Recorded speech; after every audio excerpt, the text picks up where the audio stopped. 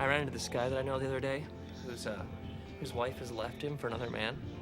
And this guy, he's like still wearing his wedding ring, and he's got kind of the hopeful, you know, hey, we're gonna make it through this kind of feeling, and he's trying to kind of convince himself that it's gonna be okay, but it just doesn't look like she's coming back.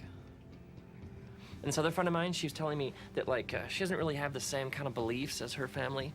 And every time she goes to a family reunion, she said they all just turn on her, and they said they just get mean and angry, and she says it just gets ugly really fast, and she leaves in tears every time. It's like everyone I know has wounds. And some are small, kind of petty, like, you know, you just need to get over it. But a lot of people, they're big and serious and deep wounds. I was talking to this girl I know the other day, this friend of mine, and partway through our conversation, she just said, she's like, you know what, I was raped. It's like we could speculate why all this happens and why people do these kinds of things, and we could try to figure it out forever. But I think what we want is to be free from this, don't we? It's like we want to be alive and healthy and whole. I mean, I don't want what somebody else did to me to like determine what my life is going to be like. Do you? Because sometimes it's like big things and sometimes it's small things. I mean, maybe for you it's just like an offhanded comment by somebody you don't even know, but maybe it was somebody that you really loved or that you still love, and they left you. Or like maybe like just a business partner who took the money and ran, or a relative who abused you, or a friend who like turned on you. And it's like you try not to think about it, but then if you're like me, then you end up thinking about it more than ever. And it's like we want to put this stuff behind us, but how? Or have you ever had this happen? It's like you think you're over it, you think you're okay, you think it's in the past, and then you either run into the person or you run into something that reminds you of them and what they did to you, and then it all comes back like worse than ever. And it's like you thought you were over it, but now you're more into it than ever, and the wound is like reopened and it hurts more than ever. And then it becomes a day or a week or 10 years later, and now it's become like a part of you. It's like you can't shake it and can't leave it behind. And so then eventually what happens is revenge becomes our only hope, and we aren't free. Like, I don't know what you're carrying around. I don't know how painful it is or how heavy it is or how long you've been carrying it around. But my question, or I think our question, is always, where was God when this happened to me? In the book of Psalms, it says that God's eyes are on the nations. And in the book of Proverbs in the Bible, it says that the eyes of God are everywhere. So whatever was done to you, whatever wrong was done to any of us, God saw it. It's like God was right there. In this book of Romans, chapter 12, the writer says, don't take revenge, but leave room for God. It's like the writer says, just turn it over to God. Let God take care of it. Which is, it's like a nice idea, but it isn't very easy to do, is it?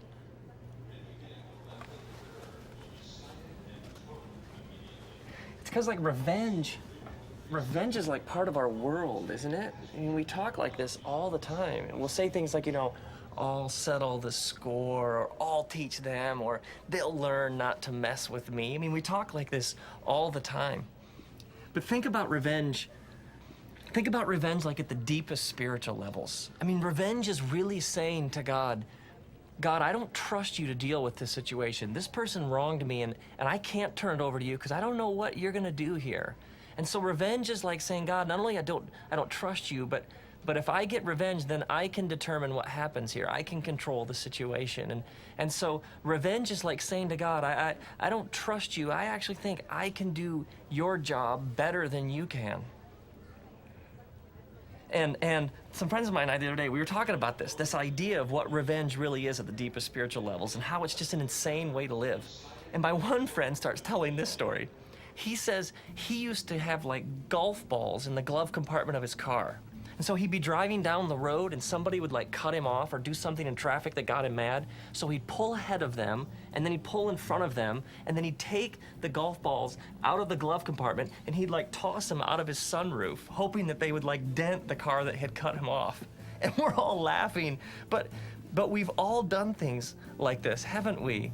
Like completely crazy things because we were just so bent on revenge and evening the score. And revenge doesn't satisfy, does it?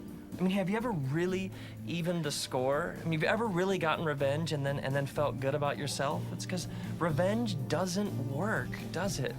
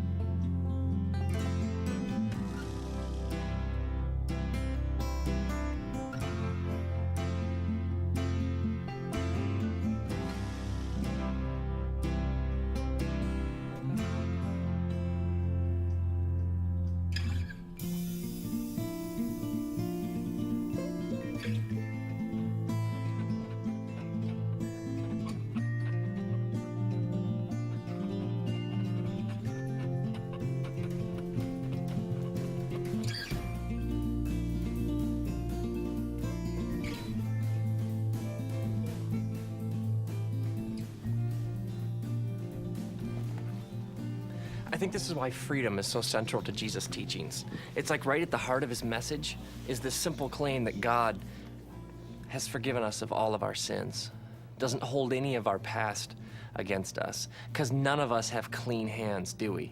I mean, we've all wronged someone, but with Jesus, there's no condemnation, there's no list of wrongs, there's no judgment.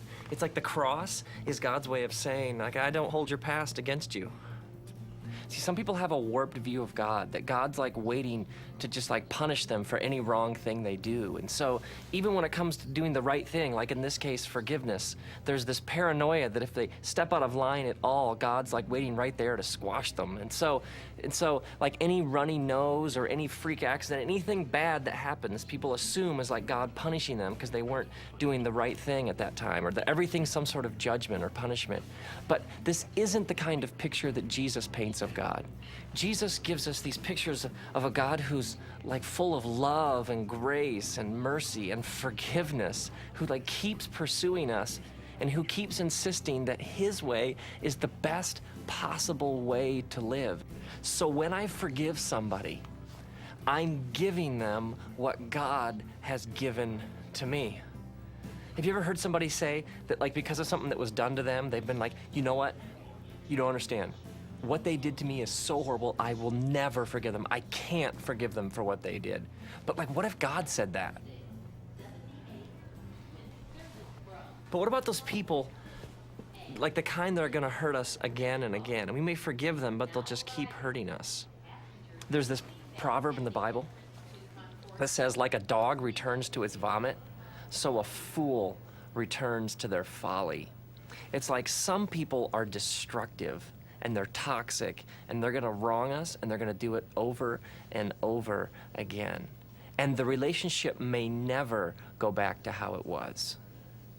And so with some people, we might need to set up boundaries with them, put some space. Some people, we may not even be able to be around them Because forgiving isn't always forgetting. Like in the healthiest of relationships, somebody wrongs the other person and then they just, like they let it go and they move on and it's no big deal. But sometimes forgiving is remembering. And some people are gonna keep returning to their vomit. And we don't have to be there when they do. If he's hitting you or you're being abused, you need to get out. And you need to get out now. Because some people, toxic, dangerous people, they may need to live with the consequences of what they've done. I mean, that might be how God gets their attention. And so to forgive is to let it go, is to set them free, is to give up on the desire for revenge. But ultimately, to really forgive somebody, I have to actually wish them well. I have to hope that good comes their way. Because if I'm still unable to wish them well and wish them good, then I'm really just waiting for them to get punished, and I haven't forgiven them. Maybe the real point of forgiveness isn't other people. I mean, we talk about setting them free and letting it go, but maybe forgiveness is ultimately about me and about you. It's about us. Because when I forgive somebody and I set them free, it's like I'm really setting myself free. It's like when I forgive them and I let them off the hook, I'm really letting myself off the hook. If I'm still carrying all that stuff around, it's a miserable way to live. I mean, I don't know what you're carrying around or how long you've been carrying it around. But as we journey through life, we get hurt and we get wounded and we end up carrying these debts that people owe us. It's like we carry them with us everywhere we go. And after a while, these bags get heavy, don't they? And they can end up making the journey exhausting. God didn't create you to carry that stuff around. God created you to be free, like free from bitterness, free from rage and anger and revenge, free from feeling like you're the judge of the world. I mean, what does it look like for you to just let it go? I mean, maybe you have to do something. Maybe it's a phone call or an email or some sort of face-to-face conversation, or maybe there's just that moment, like where deep in like the very fiber of your being, you just say, I'm not gonna carry that around for one more day. And this might be the first step in a long process of letting it go. But we need to forgive, and we need to start today. We need to do it today, now.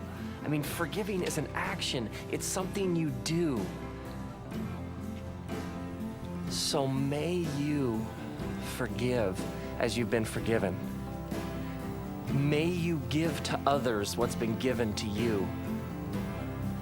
May you set someone free and find out that it was you. And may you do it today, because you might not have the chance tomorrow.